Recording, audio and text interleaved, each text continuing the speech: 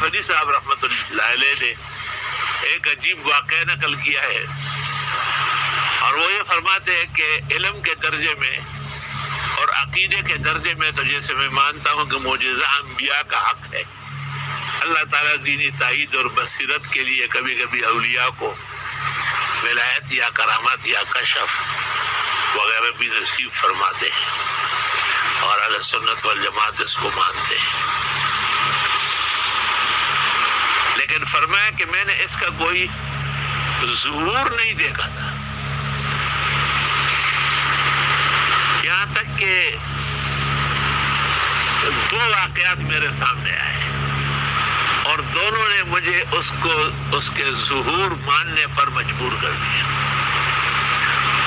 ایک تو دارالعلوم دیوبند میں ہر سال آخری جلسے میں، جس کو آج کل ہم ختم بخاری یا دستار بندی کہتے ہیں،